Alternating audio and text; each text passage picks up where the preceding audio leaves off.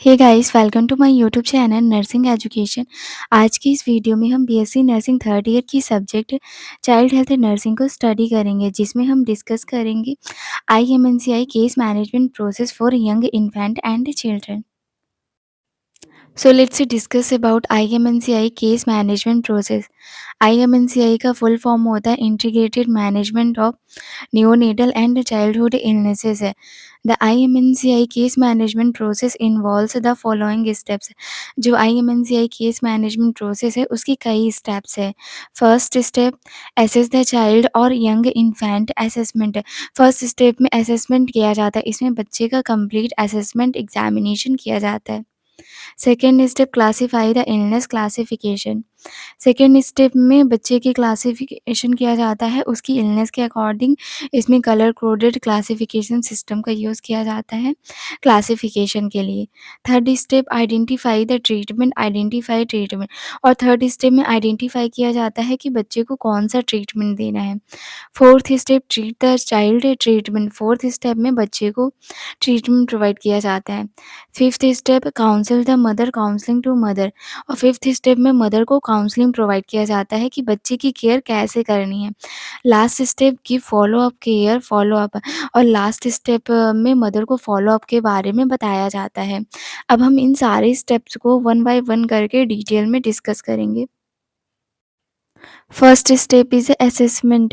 Assess a child by checking first for general danger signs or possible bacterial infection in a young infant by asking questions about common conditions. First step में assessment किया जाता है, इसमें बच्चे का complete examination किया जाता है। डेंजर साइंस देखे जाते हैं, बच्चे में बैक्टीरियल इन्फेक्शन तो नहीं है, बच्चे में चेक किया जाता है। इसके लिए मदर से, जो बच्चे के केयर गिवर होते हैं, उनसे कुछ क्वेश्चंस पूछे जाते हैं। एग्जामिंग द चाइल्ड, और बच्चे का कंप्लीट एग्जामिनेशन किया जाता है। हेड टू टो एग्जामिनेशन किया जाता है। चेकिंग न्यूट्रिशनल स्टेटस, बच्चे का न्यूट्रिशनल स्टेटस चेक किया जाता है। इसमें मदर से पूछा जाता है कि बच्चा अच्छे से फीड कर रहा है कि नहीं कर रहा है। चेकिंग द चाइल्ड और sorry for other health problems, और बच्चे को कोई हेल्थ प्रॉब्लम्स तो नहीं है, ये भी चेक किया जाता है। चेक फॉर डेंजर, बच्चा डेंजर में तो नहीं है, चेक किया जाता है। सबसे पहले साइंस देखे जाते हैं बच्चे में। बच्चे को कन्वल्सन तो नहीं आ रहा है, लेथार्जिक तो नहीं है, इनएबिलिटी टू फीड ड्रिंक, और फीडिंग में ड्रिंकिंग में बच्चे को डिफ़िकल्टी तो नहीं हो रही है, बच्चा वॉमिटिंग तो नहीं कर रहा है। ये सारे साइंस बच्चे में चेक किए जाते हैं। सिम्पटम्स, कफिंग हो रहा है बच्चे को, ब्रीदिंग डिफ़िकल्टी हो रही है, साँस लेने में दिक्कत हो रही है, डायरिया हो रहा है, फ़ीवर तो नहीं है, ईयर प्रॉब्लम तो नहीं है। ये सारे सिम्पटम्स बच्चे में चेक किए जाते हैं। एसएस 4, और फिर उसके बाद बच्चे को चेक किया जाता है, एसेस किया जाता है। Nutritional and immunisation status assess किया जाता है। न्यूट्रिशनल स्टेटस में चेक किया जाता है कि बच्चा प्रॉपर्ली न्यूट्रिशन ले रहा है, प्रॉपर फीडिंग कर रहा है या नहीं कर रहा है। और इम्यूनाइजेशन स्टेटस से ये देखा जाता है कि बच्चे का टाइमली इम्यूनाइजेशन हो रहा है या नहीं हो रहा है। पोटेंशियल फीडिंग प्रॉब्लम, और बच्चे को फीडिंग में कोई प्रॉब्लम तो नहीं हो रही है, इसे चेक किया जाता है। इस तरह बच्चे का कंप्लीट असेसमेंट किया जाता है। Second step is a classification. Classify a child's illness using a color coded classification system. बच्चे की illness को classify करने के लिए color coded classification system का use किया जाता है। Urgent pre-referral treatment and referral pink. Special medical treatment and advice yellow. Simple advice on home management green. सबसे पहले कलर आता है पिंक, जिसमें वो बच्चे आते हैं जिन्हें इमीडिएटली रेफर करना होता है, जो कि सीवियरली इल होते हैं, बहुत ज़्यादा बीमार होते हैं। उन्हें इमीडिएटली रेफ़र करना होता है, और रेफ़र करने से पहले प्री रेफ़रल ट्रीटमेंट प्रोवाइड किया जाता है इन बच्चों को। सेकंड है येलो कलर। येलो कलर में उन बच्चों को रखा जाता है जो कि इल होते हैं लेकिन सीवियरली इल नहीं होते। बीमार होते हैं लेकिन बहुत ज़्यादा बीमार नहीं होते। उन्हें हॉस्पिटल में ही एडमिट करके मेडिकल ट्रीटमेंट प्रोवाइड किया जाता है। ऐसे बच्चों को रेफ़र करने की ज़रूरत नहीं होती है। थर्ड है ग्रीन कलर। ग्रीन कलर में वो बच्चे आते हैं जो कि बीमार नहीं होते हैं, उन्हें माइनर प्रॉब्लम्स होती हैं, छोटी-मोटी दिक्कत होती है, और इसके लिए उन्हें हॉस्पिटल में एडमिट करने की ज़रूरत नहीं होती है, उन्हें घर में ही केयर प्रोवाइड किया जाता है।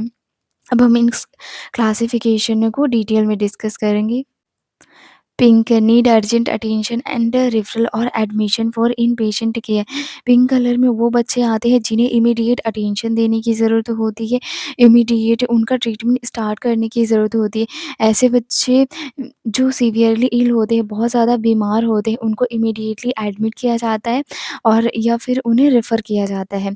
Yellow the child needs a specific medical treatment such as an appropriate antibiotics or oral anti-malarial or other treatment also teaches the mother how to give oral drugs or treat bacterial local infections at a home.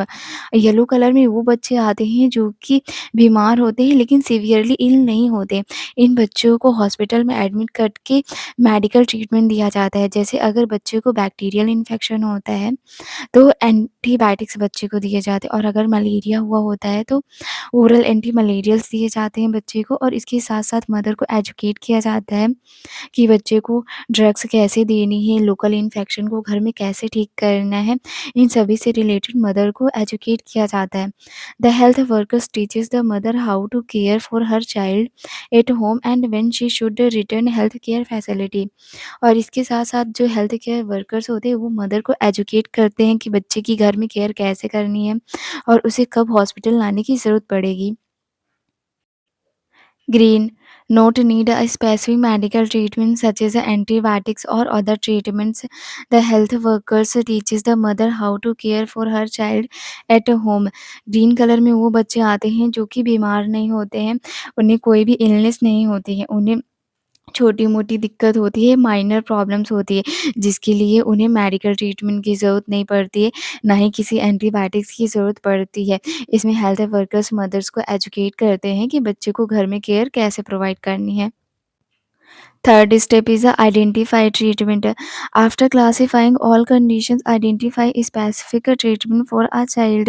Colour coded classification system के बाद identify किया जाता है कि बच्चे को कौन सा ट्रीटमेंट देना है। If a child required urgent referral give essential treatment before the patient is a transfer. अगर बच्चे को इमीडिएट रेफर करने की ज़रूरत होती है तो ऐसे बच्चों को रेफर करने से पहले प्री रेफरल ट्रीटमेंट प्रोवाइड किया जाता है।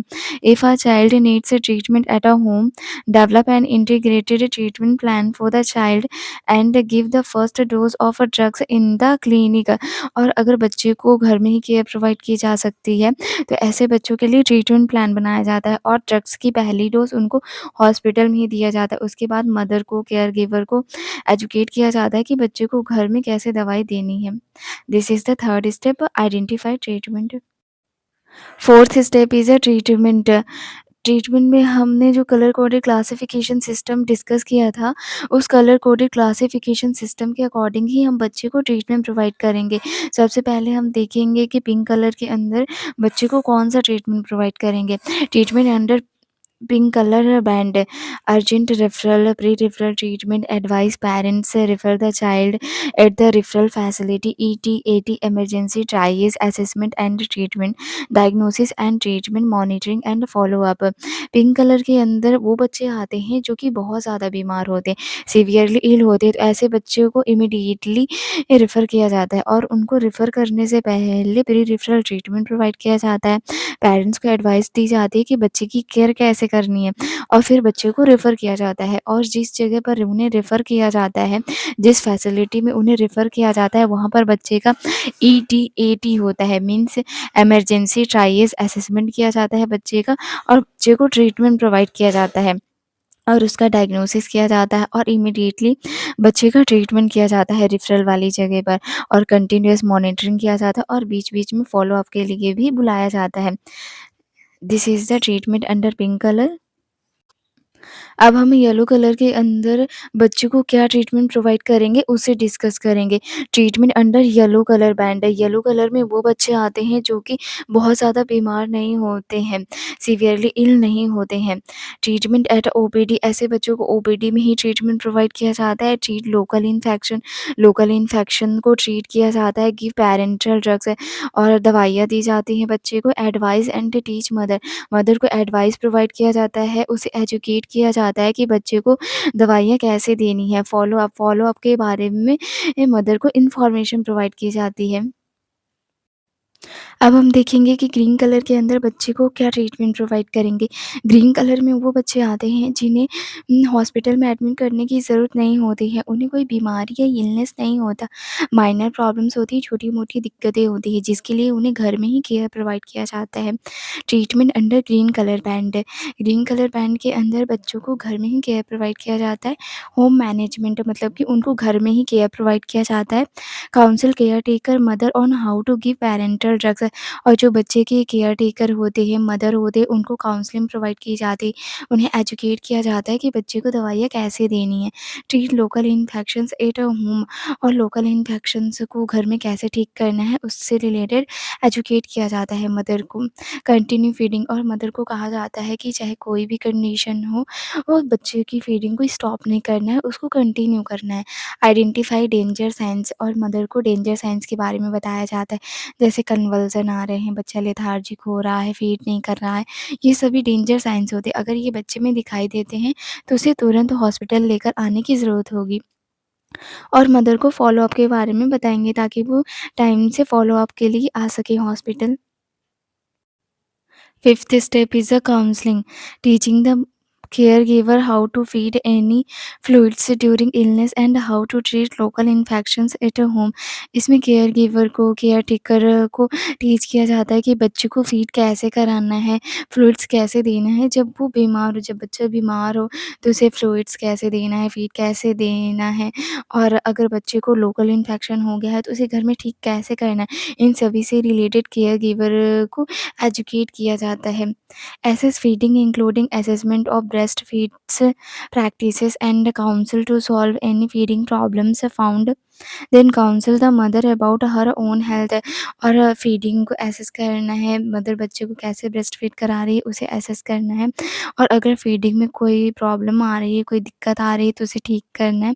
इसके साथ साथ मदर को काउंसलिंग प्रोवाइड करना है कि उसे अपनी भी हेल्थ का ध्यान रखना है।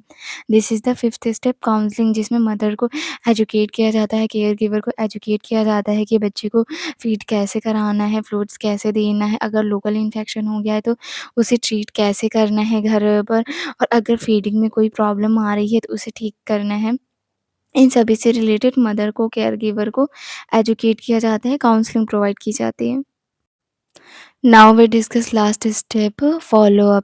Ask the caregiver to return for follow up on a specific date and teach her how to recognize signs that indicate the child should return immediately to health center। इसमें केयर गिवर को follow up की date बताई जाती है, और उन्हें कहा जाता है कि इस डेट पर बच्चे को फॉलो अप के लिए लेकर आना होगा, और इसके साथ-साथ जो केयर गिवर होते हैं उन्हें डेंजर साइन के बारे में बताया जाता है। डेंजर साइन जैसे कन्वल्सन आना, लेथार्जिक होना, फीड ना करना, अगर ये साइंस बच्चे में दिखाई देते हैं तो बच्चे को तुरंत हॉस्पिटल लेकर, हेल्थ सेंटर लेकर आने की ज़रूरत होती है। This is all about IMNCI process। Thank you so much. If you like my video then like, subscribe and share my channel।